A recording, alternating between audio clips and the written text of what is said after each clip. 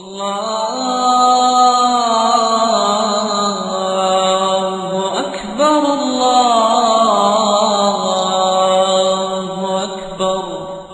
جہاں پر یہ لفظ آتا ہے وہاں پر لفظ اکثر یہ آتا ہے جیسے یقیم الصلاۃ، اقیم الصلاۃ، تو اقیم الصلاۃ اور یقیم الصلاۃ جب آ جائے تو پھر ہم کیا سمجھیں گے؟ یہاں پر نماز قائم کرنے کا حکم دیا گیا، اور نماز قائم کرنے میں بنیادی 4 باتیں آتی ہیں۔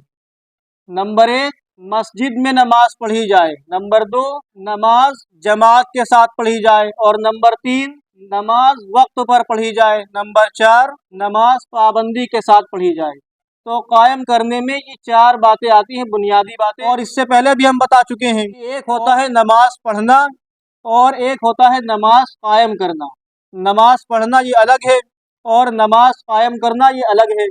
نماز پڑھنا اسے کہتے ہیں کہ آدمی نماز پڑھے اور نماز نہ جماعت کے ساتھ پڑھے، نہ نماز کی پابندی کرے، نہ نماز مسجد میں پڑھے، نہ نماز جو ہے وقت پر پڑھے، لیکن پھر بھی وہ پڑھے نماز، تو اس کو کہیں گے نماز پڑھنا، کہ وہ آدمی نماز پڑھتا ہے۔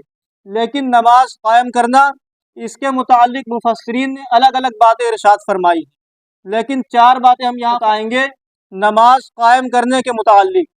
کہ سب سے پہلے کہ ہم یعنی مرد حضرات جتنے ہیں وہ نماز پڑھیں مسجد میں۔ نمبر 1، نماز وہ مسجد میں پڑھیں، اور نمبر 2 کہ وہ نماز جماعت کے ساتھ پڑھیں، مسجد میں پڑھیں، جماعت کے ساتھ پڑھیں، اور وقت پر پڑھیں، وقت کے آگے پیچھے نہ پڑھیں۔ جو نماز کا وقت ہے انہی وقت کے مطابق نماز پڑھیں، اور پھر نماز کو پابندی کے ساتھ پڑھیں۔ تو نمبر 1 یہ ہے کہ مرد نماز مسجد میں پڑھیں، اور نمبر 2 یہ ہے کہ نماز وقت پر پڑھی جائے، اور نمبر 3 جماعت کے ساتھ پڑھی جائے، اور نمبر 4 پابندی کے ساتھ پڑھی جائے۔ تو اس کو کہیں گے نماز قائم کرنا۔ تو نماز پڑھنا الگ ہے اور نماز قائم کرنا الگ ہے۔ نماز پڑھنے کا حکم نہیں ملا ہے، نماز قائم کرنے کا حکم ملا ہے۔ تو ہم نماز کو قائم کرنے کی کوشش کریں گے، تو ہم اس میں یہ کوشش ضرور کریں گے کہ ہم نماز کی سب سے پہلے پابندی کریں۔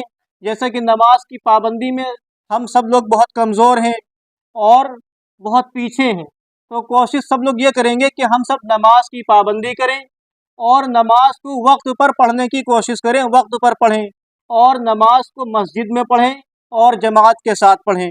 تو نماز پڑھنا الگ ہے اور نماز قائم کرنا الگ ہے۔ قرآن میں نماز پڑھنے کا حکم نہیں ملا، بلکہ قرآن میں نماز قائم کرنے کا حکم ملا ہے۔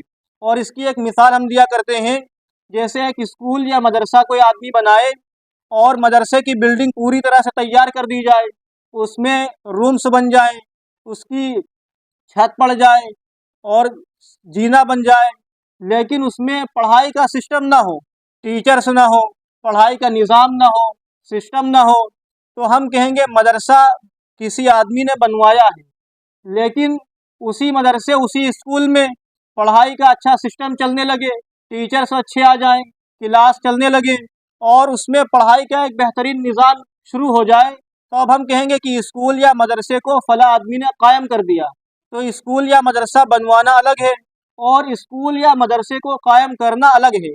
اسی طرح نماز پڑھنا الگ ہے اور نماز کو قائم کرنا الگ ہے۔ اور قرآن کے اندر نماز پڑھنے کا حکم نہیں ملا ہے، بلکہ نماز کو قائم کرنے کا حکم ملا ہے۔